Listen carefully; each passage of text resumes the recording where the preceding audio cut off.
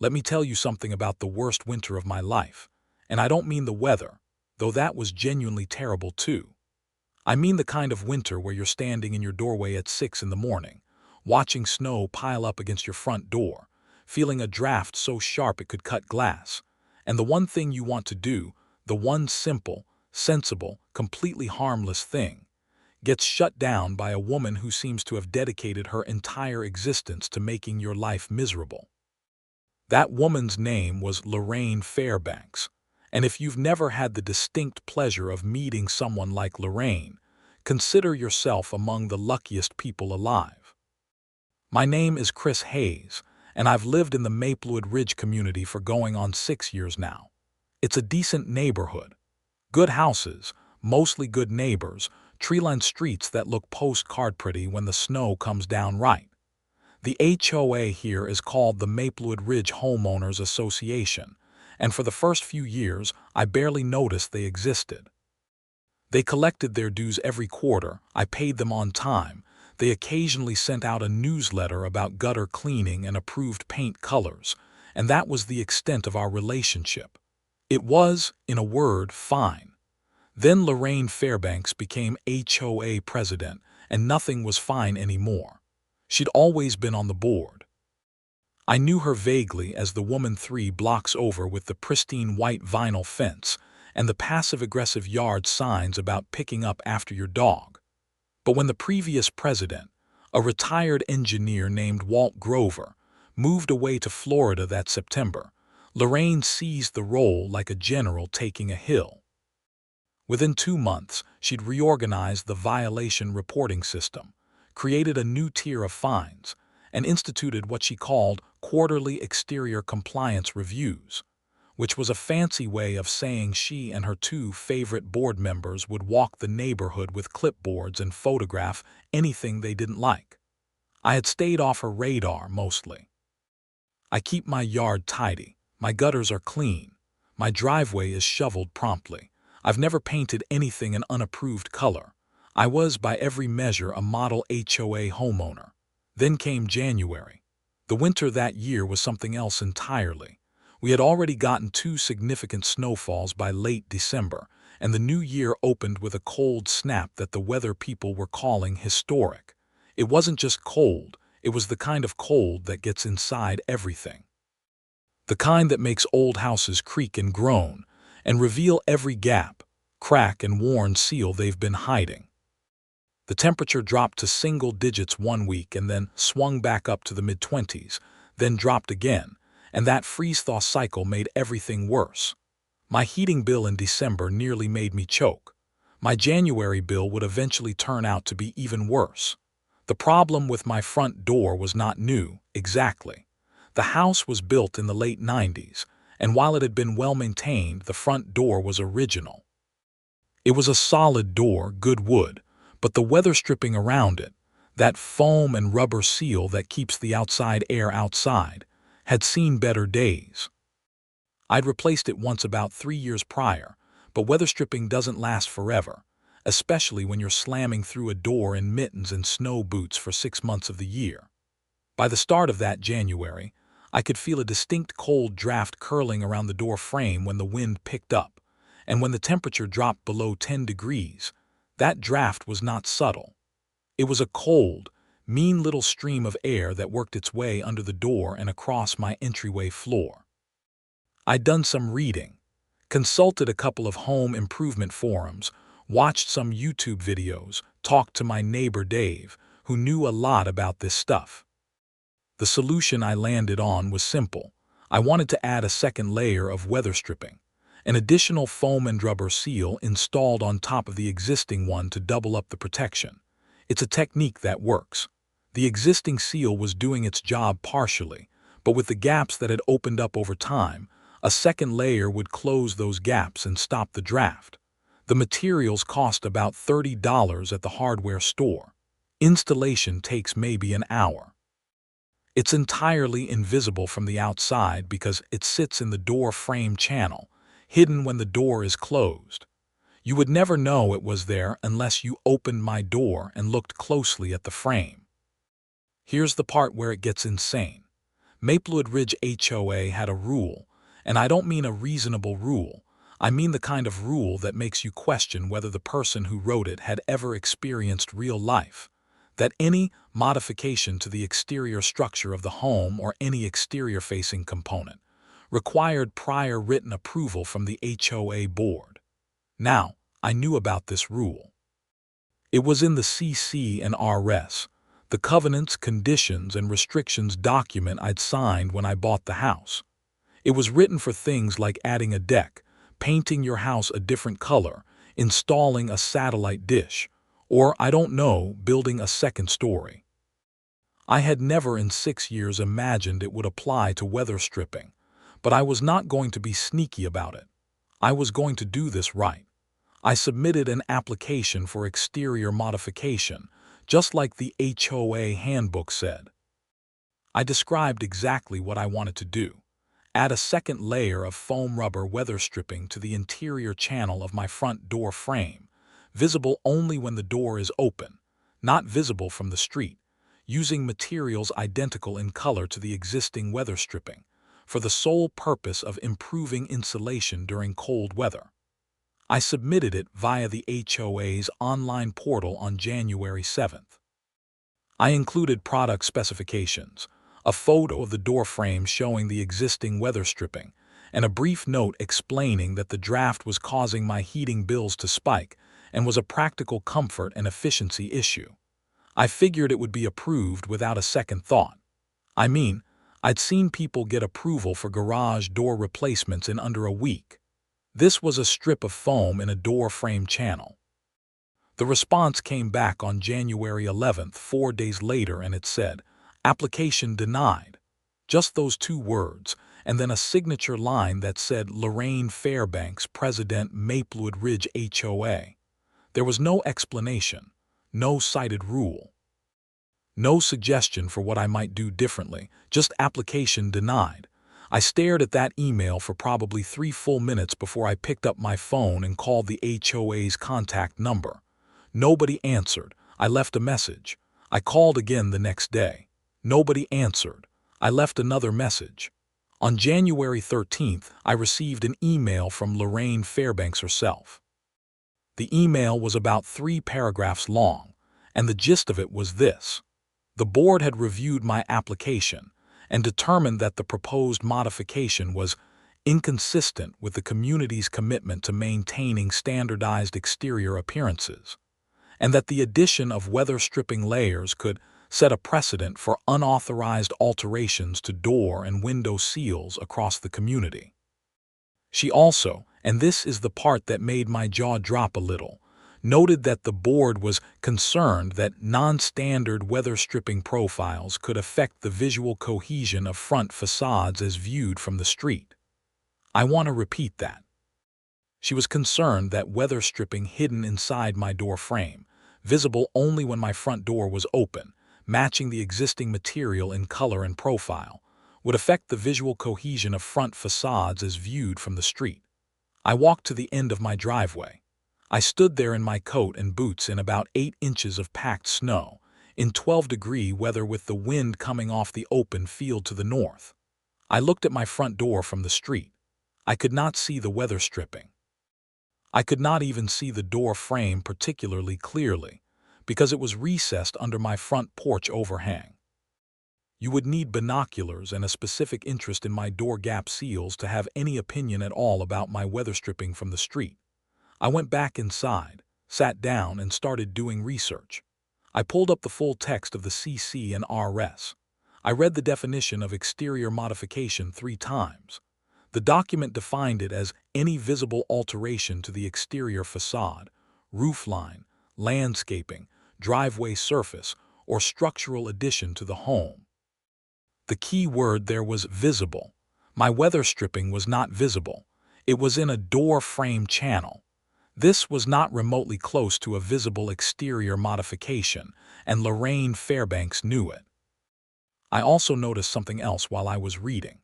The CC and RS specifically included a clause buried in Section 14, subsection C, that stated the HOA was required to provide written justification for any denial, including specific citation of the rule or rules violated, within 5 business days of the denial. I had received the denial on January 11th. Lorraine's explanatory email came on January 13th, 2 days later, and it cited no specific rule. It offered vague language about visual cohesion and precedent, but it cited no section, no clause, no specific language from the CC and RS. That was a procedural violation. I also found the state's HOA statute, because yes, I live in a state that has one, which echoed the CC and RS requirement, and added that a homeowner had the right to appeal any denial at a formal board meeting, and that the board was required to schedule that meeting within 30 days of a written appeal request. I wrote a very polite, very formal appeal letter. I cited Section 14.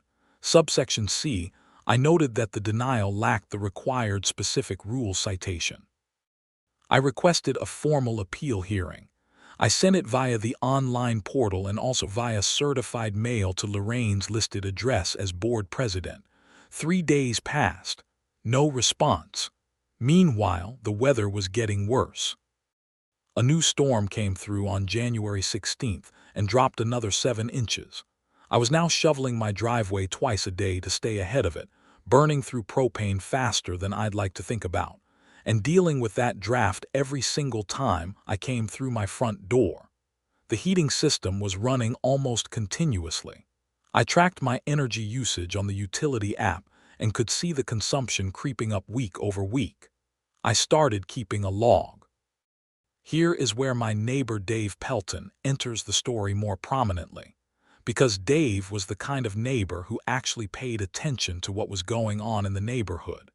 And he was the one who told me something very interesting over the back fence one afternoon while we were both digging out from the latest snowfall. "You know," Dave said, tossing a shovelful of snow over his shoulder with the ease of a man who clearly shoveled his driveway far more than necessary, "you're not the only one Lorraine's gone after this winter." I straightened up and leaned on my shovel. "What do you mean?" He told me that the Pattersons on Elm Court had applied to put a door sweep under their back door, the kind that drags along the floor to seal the gap, and had been denied on similar grounds. He said that the Kowalski family 2 streets over had been cited for installing a temporary foam draft stopper in their garage door seam and had received a formal warning letter. He said that Megan Chen on the corner of Birch and 4th had been denied permission to add interior-facing door insulation to her patio door slider, which she'd applied for after the freeze-thaw cycle cracked the original seal. "She's denying everybody's insulation improvements this winter," Dave said. "Every single one." I found that very interesting. A pattern of denials for cold weather insulation improvements during a historically cold winter. That felt like something worth documenting. I reached out to the Pattersons. I reached out to Megan Chen. I reached out to the Kowalskis. They were all frustrated, all cold, all paying higher heating bills, and all sitting on denial letters from Lorraine Fairbanks with no clear justification. Now, I'm a pretty patient guy. I don't go looking for conflict.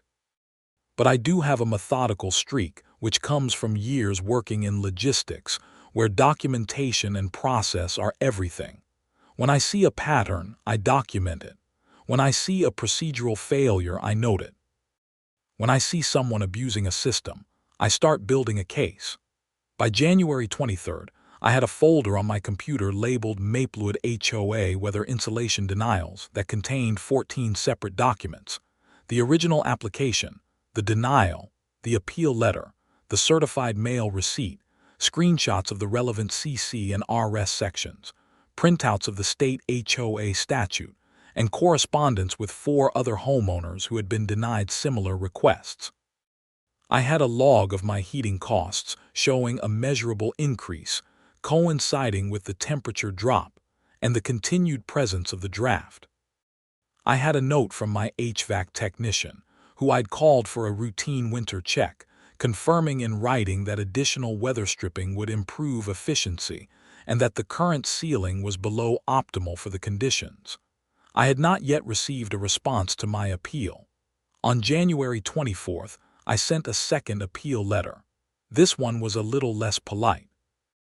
It cited the 30-day appeal hearing requirement, noted that I was now approaching the deadline, and stated clearly that failure to schedule the hearing within the required timeframe would be a violation of the CC and RS and potentially actionable under state HOA law. I also attached copies of the other homeowners' denials with their permission and noted that the pattern of denials suggested a potentially coordinated policy that had not been disclosed to or voted on by the full membership, which the CC and RS also had specific rules about. That one got a response. Lorraine replied within 24 hours, which was notably faster than any previous response. Her email was not friendly. She wrote that I was mischaracterizing the board's actions, that the denials were consistent with the community's established standards, and that my aggressive correspondence was unwelcome and counterproductive. She did, however, confirm that a board meeting had been scheduled for February 8th and that my appeal would be heard at that time. February 8th was a Saturday. I marked it on my calendar and started preparing. In the meantime, the neighborhood kept getting colder. We were told by the end of January that this was shaping up to be the coldest January on record for our area. Roads were icing over regularly. I saw 2 fender benders on Main Street in 1 week. The school district canceled classes twice. People were huddled up in their homes running space heaters, burning through heating oil and propane at rates that were starting to hit people financially. At the gas station down the road, the propane exchange cage was perpetually empty. Dave told me he'd had to call 3 suppliers before finding one who could deliver to his house in under a week. In this context, this genuinely brutal winter context, the fact that Lorraine Fairbanks had denied every single insulation improvement request in the community felt less like a bureaucratic annoyance and more like something genuinely mean. These were people trying to stay warm in their own homes. These were families with kids, elderly neighbors, people on fixed incomes who were watching their heating bills climb. And the HOA's position was that a piece of foam in a door frame might disrupt visual cohesion. I want to make sure I stay factual here, because what I'm about to tell you is going to sound worse than the weather stripping business, and it is, but you need to understand it's all connected. About a week before the February 8th meeting, Dave came over again. He had that look he gets when he knows something he's not sure whether to say. "I need to show you something," he said. He pulled out his phone and showed me a series of text messages from a mutual friend of ours named Phil, who worked in insurance and had lived in Maplewood Ridge about 12 years. Phil had been at a social gathering and had overheard Lorraine Fairbanks talking to one of her board allies, a woman named Sandra who was the treasurer, about the weather stripping situation. What Phil heard, and what he relayed to Dave, who relayed to me, was this. Lorraine had apparently made a comment to the effect that she was tired of homeowners trying to nickel and dime their way around the modification approval process, and that the real reason she was denying these requests was to protect property values, because she believed that if one person got approval for small modifications, it would open the floodgates, and people would start doing all kinds of things without permission. That's not a crime, obviously. That's a bad reason delivered with a bad attitude, but the next thing Phil heard was more interesting. Phil said that Sandra had responded to Lorraine by saying something along the lines of, "It's also keeping the approval fees coming in," and Lorraine had apparently replied, "That's the whole idea." I sat with that for a moment. Approval fees. I had paid a $25 application fee when I submitted my modification request. I had not thought much about it at the time. But if every homeowner who submitted an application paid $25, and if applications were being denied and then denied again on appeal, requiring additional applications or resubmissions, the fees could add up. More importantly, where were those fees going? I went back through the CC and RS. Application fees were mentioned in the document, with a reference to the fee schedule. The fee schedule was supposed to be updated annually and made available to all homeowners. I checked the community's website. The current fee schedule was dated 3 years ago, before Lorraine had taken over. I sent an email to the board asking for the current fee schedule and the last 3 years of financial statements. No response for 5 days. I sent a follow-up citing the state HOA statute, which required the board to provide financial records to members upon written request within 10 business days. I got a response from Lorraine 2 days later saying the financial statements were being prepared for the annual meeting and would be available then. The annual meeting was in April. That was not responsive to a specific statutory records request, and I said so in my reply. I reminded her of the 10 business day window and that failure to comply could be reported to the state's HOA oversight body. I also, at this point, mentioned to Phil and Dave that I thought we might want a few more people in the room on February 8th. Not to make a scene, just to have witnesses and community support. I talked to the Pattersons, to Megan Chen, to the Kowalskis. I talked to 3 other families who had been having issues with Lorraine's administration that winter. By the time February 8th rolled around, there were going to be a lot of familiar faces in that meeting room. February 8th arrived under a gray sky that couldn't decide whether it wanted to snow. The temperature was 19 degrees. I shoveled my driveway, made coffee, gathered my folder of documents, and drove the 4 blocks to the community center where HOA meetings were held. I got there 15 minutes early, and already the parking lot had more cars than I'd ever seen at an HOA meeting. The community center was a small building, really just a large room with folding chairs and a table at the front for the board. Lorraine was already up front, setting up a laptop and arranging papers. She was wearing a blazer and had her reading glasses on top of her head like she was conducting a board meeting at a Fortune 500 company rather than adjudicating a weather-stripping dispute in a suburban community center. Her 2 board allies, Sandra the treasurer and a quiet man named Kevin, who I was fairly sure just agreed with everything Lorraine said, were flanking her. The room filled up. I counted at least 27 community members, which was, by my understanding, more than double the typical attendance for a winter HOA meeting. Lorraine noticed. I could see her taking in the room, and I could see the slight recalibration happening behind her eyes.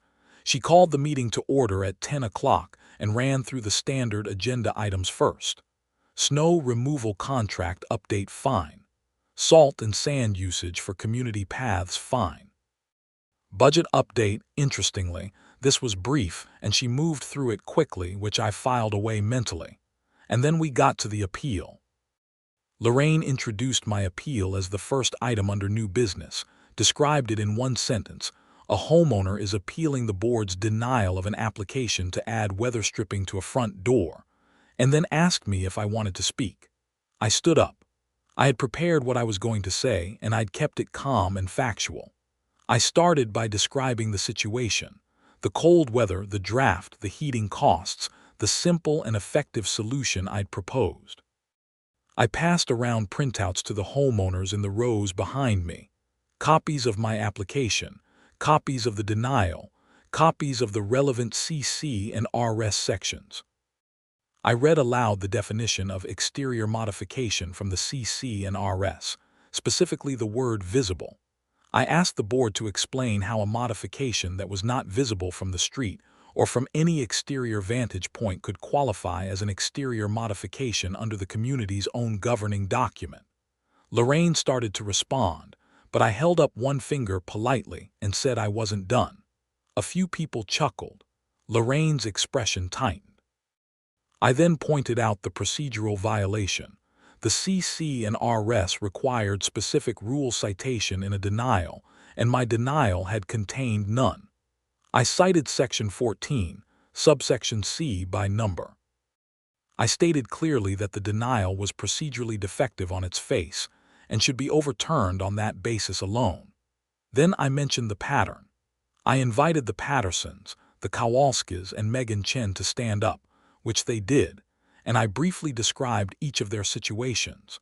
All cold weather insulation improvements, all denied with similarly vague justifications, all during a historically cold winter in which the community's residents were paying record heating bills.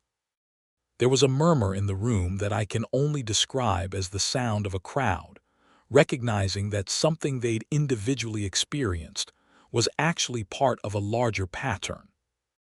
Lorraine said, with a stiffness that told me she knew this wasn't going well, that the board had acted consistently in applying community standards and that she was happy to review each case individually. I sat down. Dave Pelton, bless him, stood up next without me even prompting him. Dave was about 60, retired, and had the unassuming authority of someone who had just stopped caring what people thought of him in the best possible way. He told the room that he'd been watching the pattern of denials all winter and that he'd been talking to neighbors, and that by his count at least 11 separate insulation-related modification applications had been submitted since November and every single one had been denied. 11. I had documented 5. Dave had found 6 more. The room was very quiet in a very specific way, the kind of quiet that means people are paying close attention. Then Phil stood up. Good old Phil. Phil the insurance guy. Phil, who had been at that social gathering and heard Lorraine and Sandra's conversation. Phil said, clearly and without drama, that he wanted to share something he'd overheard, and he described what he'd heard Lorraine and Sandra say about approval fees. Sandra started to say something. Lorraine put her hand on Sandra's arm. Someone in the back of the room, a woman I didn't know particularly well, named Barbara, who had been in the community for 15 years, asked a very direct question. She asked the board to explain how the application fees were being tracked and where the money was going. Lorraine said that was a financial matter to be discussed at the annual meeting. Barbara said, in the calmest possible voice, that she was asking now. Several people around her voiced agreement. Lorraine said the annual meeting was the appropriate venue for financial discussions. I stood up again. I said that under state HOA statute, homeowners were entitled to financial records upon written request within 10 business days, and that I had made such a request on January 29th and had not received the records. I held up the printed email chain showing my requests and Lorraine's deflecting response. I had a copy for every person in the room and I passed them around. The quality of silence in the room changed. It went from interested to alarmed. Kevin, the quiet board member who usually said nothing, looked at Lorraine and then looked at Sandra and then looked at the floor. A man named Gerald, who lived on the north end of the neighborhood and whom I knew was a retired attorney, stood up and said that if the board had been collecting fees and was unable or unwilling to account for them in response to a statutory records request, that was not merely a procedural issue. He said the word misappropriation clearly and deliberately, and he let it hang in the air. Sandra's face went a color I'd describe as slightly off-white. Lorraine said, and I'm quoting as accurately as I can remember, "This meeting is getting very out of hand and we're going to take a brief recess." Gerald said that calling a recess would not change the requirements under state law. Lorraine said the meeting was recessed, and she and Sandra and Kevin disappeared into the small office off the main room and closed the door. The 27 or so of us sat there in the folding chairs in the community center, with the gray February sky visible through the windows and the heater in the corner running steadily, and we talked among ourselves. Gerald said he thought we should formally request a full financial audit. Barbara said she'd been suspicious of Lorraine's administration for over a year. Dave said we should all get each other's contact information, which we did. Several people were pulling out phones and typing notes.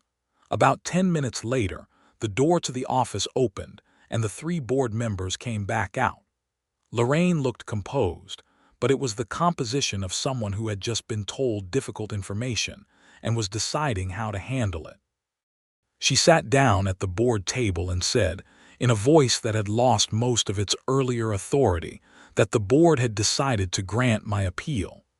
There was a moment of genuine surprise, then a few people clapped.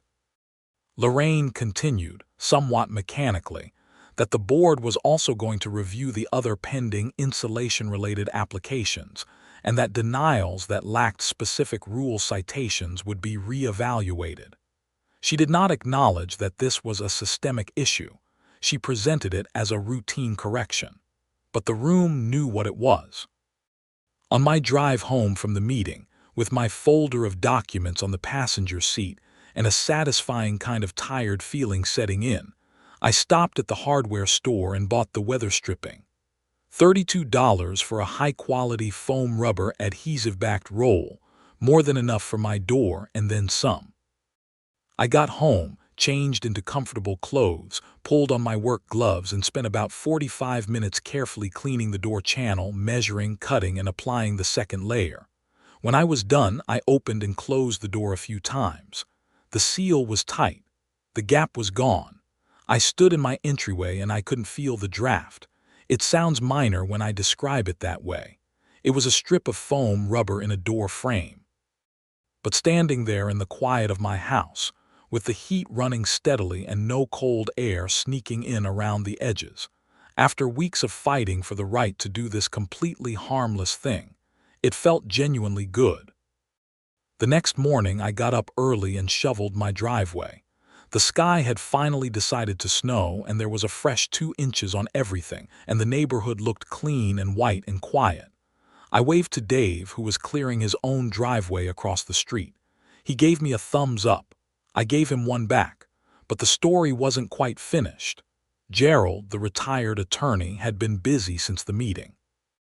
He filed a formal records request on behalf of himself and several other homeowners, citing the state statute, and this one came with a cover letter that referenced the previous request I had made and the board's failure to comply, along with a specific note that continued noncompliance could be reported to the state attorney general's office, which in our state had jurisdiction over HOA fraud and financial irregularities.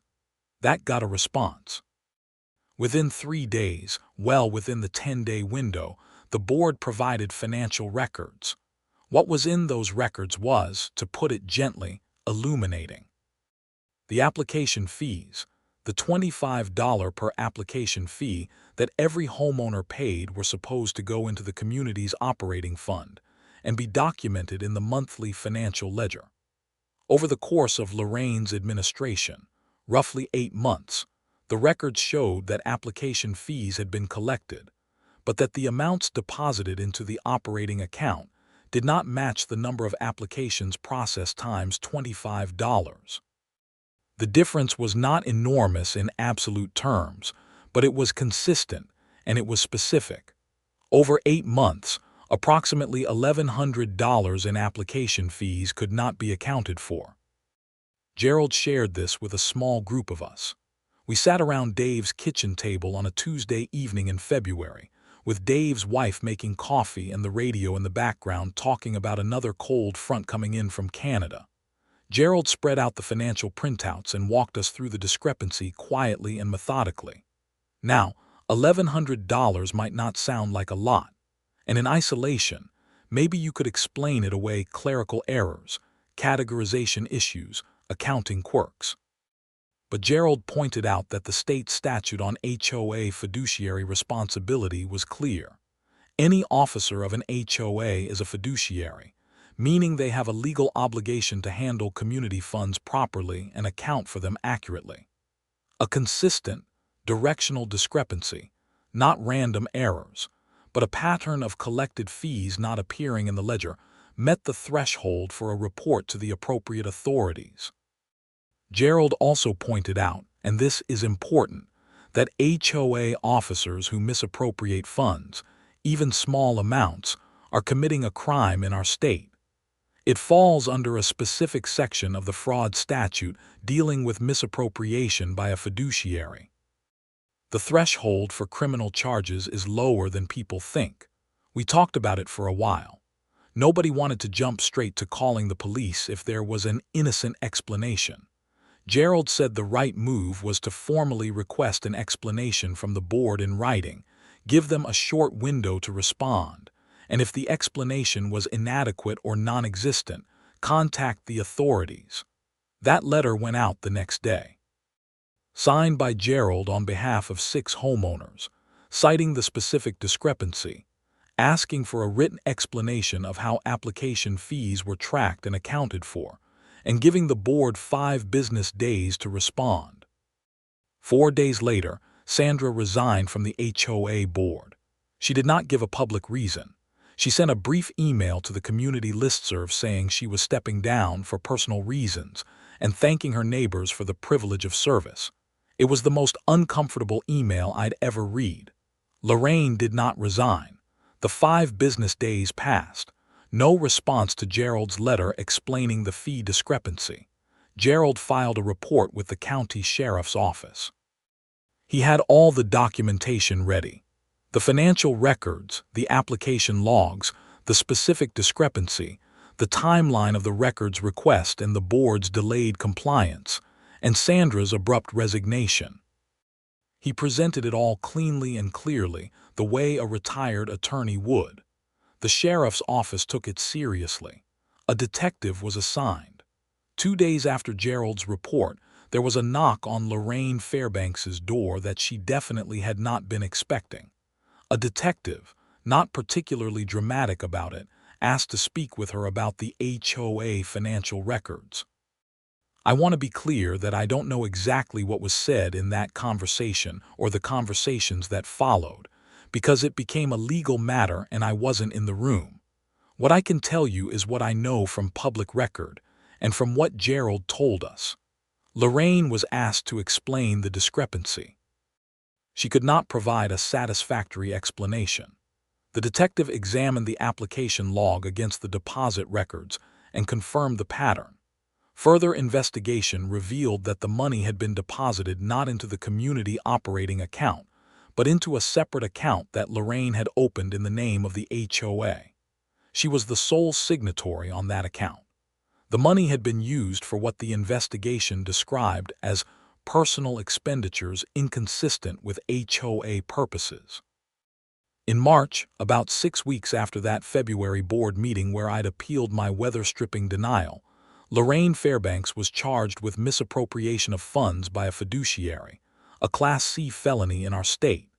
Sandra had apparently cooperated with the investigation once the detective came knocking. She was charged as an accessory and reached a plea agreement that included full restitution and probation. I found out about the charges on a Thursday morning, actually. I was outside shoveling the last significant snowfall of the season, a late February dump of about 4 inches, when Dave came over and showed me the news on his phone. It was a small item in the local paper's online edition, just a few paragraphs, but it named Lorraine and described the charges. We stood there in the cold for a moment looking at Dave's phone, and then I went back to shoveling. "You know," Dave said, leaning on his snow shovel, "it all started with your door." "It started with her deciding she was above the rules she was supposed to be enforcing," I said. He nodded. "Same thing, kind of." Maybe he was right. Here is the thing about HOA disputes that I think people misunderstand. Most of them are not about doors or paint colors or weather stripping or any of the surface-level things they appear to be about. They are about power and accountability. They are about whether a small group of people with administrative authority over a community can wield that authority without restraint, without transparency, and without consequence. In most cases, the answer is yes, they can, at least for a while, because most people don't know their rights, don't have the time to dig into the legal framework, or don't want the conflict. But when someone abuses that power consistently, across a community, over time, the evidence accumulates. The pattern becomes visible. And if you've been keeping careful records, if you've been documenting every application, every denial, every email, every procedural violation, then, when the moment comes to put it all on the table, you have something real. I'm not saying I set out to bring Lorraine down. I set out to add weather stripping to my door because my house was cold and my heating bill was ridiculous. That's it. The rest unfolded because she had been doing something she shouldn't have been doing, and the investigation I triggered, just by pushing back on my denial and asking for proper documentation, uncovered it. After the charges were filed, there was a special election for HOA leadership. Gerald agreed to serve as interim president while the community figured out its path forward. His first act was to formally approve every outstanding insulation-related modification application in the community, including the Pattersons' door sweep, the Kowalskis' garage door seal, and Megan Chen's patio slider insulation. His second act was to arrange an independent audit of the HOA finances, paid for from the reserve fund. His third act was to implement a new financial transparency policy under which the full financial ledger would be posted to the community website every month. The audit confirmed the misappropriation and established the total amount. Restitution was ordered as part of the legal proceedings. The money came back to the community operating fund and was used, among other things, to upgrade the path lighting along the community walking trail, which several homeowners had been requesting for 2 years. By the time March arrived, the cold was finally breaking. The temperature climbed above freezing for several days in a row, and the snowpack started to retreat. The ice in the road gutters was melting and running down the drains. There was mud everywhere, that particular early spring mud that announces winter is done fighting, and kids were back out on bikes, and the sound of it made the whole neighborhood feel lighter somehow. I went out and stood on my front porch one evening in early March, just as the last real cold of the season was softening into something almost bearable. I opened my front door and closed it a few times just to feel it. The seal was tight. The draft was gone. $32 of weatherstripping, installed on a Saturday afternoon, doing exactly what I'd told the HOA it would do before they told me I couldn't do it. I ran the heating numbers at the end of the month. The combination of the second weatherstripping layer and a couple of other small improvements I'd made, I'd added some door sweep material on the interior at the same time, which didn't require HOA approval since it was completely interior, had brought my daily heating consumption down noticeably from its peak. Not a dramatic amount, but measurable and real. Over the course of a month, it added up. Dave had his door sweep installed by March.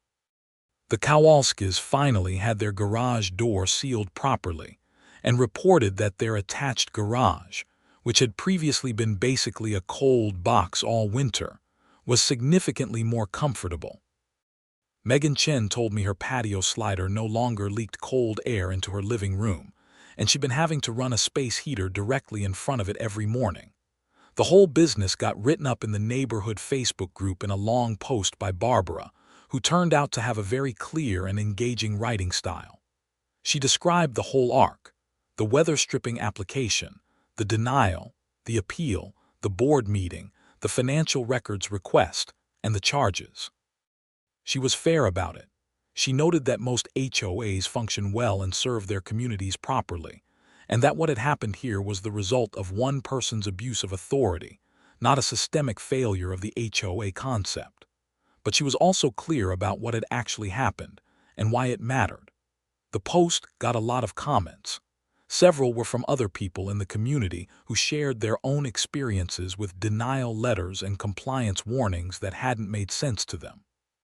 A few were from people in neighboring communities asking if we had advice for dealing with their own HOA situations. Gerald and I both responded with some general guidance. Know your CC and RS cold, document everything, cite specific sections when you push back, and use the state HOA statute as your friend because it almost always gives homeowners more rights than they realize. Phil, who had overheard the conversation at that social gathering and told Dave, who told me, became a minor local hero in the neighborhood gossip ecosystem. He was modest about it, said he'd just mentioned what he'd heard, but several people told him directly that if he hadn't said anything at the meeting, none of the financial stuff might have come out in the way it did. He seemed genuinely pleased. Kevin, the quiet board member who had agreed with everything Lorraine said for the previous 8 months, was interviewed by the detective and was not charged with anything. He apparently had been unaware of the financial irregularities and had simply been a passive participant in the board's operations. He resigned from the board voluntarily in February and sent a brief apology to the community listserv. I thought that was the right call. Lorraine Fairbanks's case worked its way through the legal system over the following months. She ultimately entered a no-contest plea and was sentenced to probation, community service, full restitution, and was permanently barred from serving in any fiduciary capacity in a homeowners association in the state. I don't know what her life looks like now. I hope she took something useful from it, but that's beyond my ability to know. The HOA itself recovered well. Gerald served as interim president through the spring, and then a proper election was held in June, after the snow and the legal drama and all of it had become something you could talk about without your blood pressure going up. A man named Richard, who was an accountant and had lived in Maplewood Ridge for 9 years, ran for president and was elected almost unanimously. He was the kind of person who found the financial transparency work genuinely interesting, which is exactly what you want in that role. Barbara agreed to join the board as community liaison. Dave was talked into serving as the Variance and Modification Committee chair, which meant he was now the one making decisions on application requests. His first official act was to update the exterior modification definition to explicitly exclude weather stripping, door seals, window caulking, and other minor energy efficiency improvements from the approval process entirely, effective immediately. That one felt particularly good. There's a certain type of person who takes on authority in a community setting, a neighborhood, a school board, a small organization, who believes that the rules exist to serve their preferences rather than the community's interests. They're not rare, unfortunately. They accumulate authority gradually, often by being willing to do the administrative work that other people find tedious, and then they start to conflate the authority with personal power. They start making decisions based on what they want rather than what the rules allow. They start punishing people who ask questions and rewarding people who don't. And as long as everyone around them either doesn't know their rights or doesn't want the hassle of asserting them, they can go on doing that indefinitely. What stopped Lorraine wasn't anything dramatic. It was a homeowner who read the CC and RS, cited a specific section, requested the required documentation, and kept following the process even when he wasn't getting responses. It was a neighbor who paid attention to a pattern. It was another neighbor who said something he'd overheard at a party. It was a retired attorney who knew how to read a financial ledger and which state agency to call. It was 27 people showing up to a meeting in February when the parking lot should have been mostly empty. None of that required anything extraordinary. It just required people deciding that the rules applied to everyone, including the person enforcing them. I think about the weather stripping sometimes when I come through my front door in winter. It's doing its job silently, invisibly, exactly as intended. Nobody looking at my house from the street could tell it's there. The facade is pristine. The visual cohesion is intact, and my heating bills are reasonable and my entryway is warm, and that is all I ever wanted. Spring came fully to Maplewood Ridge in late March, early April. The snow retreated to the shaded corners of yards and then disappeared entirely. People were out walking dogs, and the kids were on bikes, and someone down the street was doing early yard work already. The community center hosted a spring social in April, which I hadn't gone to in years but attended this time, partly out of a kind of renewed interest in the neighborhood and partly because Dave kept telling me I should. It was a good evening. Gerald was there, talking to people with the low-key authority of someone who had earned real respect. Barbara was there, sharp and funny, already talking about the community newsletter she wanted to revive. The Pattersons and the Kowalskis and Megan Chen were there, and we all ended up standing in a loose group near the food table at some point, laughing about the absurdity of having spent a winter fighting about weather stripping and door sweeps. Next winter I'm applying for an extra layer of caulk around my kitchen window, Tom Patterson said, and we all laughed in the particular way you laugh when something is funny and also was genuinely annoying when it was happening. Go ahead, Dave said, with the easy confidence of a variance committee chair. I'll approve it in 10 minutes. I left the social feeling something I hadn't felt about my neighborhood in a while, actual affection for it. The houses, the streets, the familiar faces, the mundane texture of community life. It had been there all winter under the ice and the conflict, just waiting for things to thaw. I drove home, pulled into my driveway and went through my front door. The seal was tight. The house was warm. The long winter was over. Some things really are that simple in the end.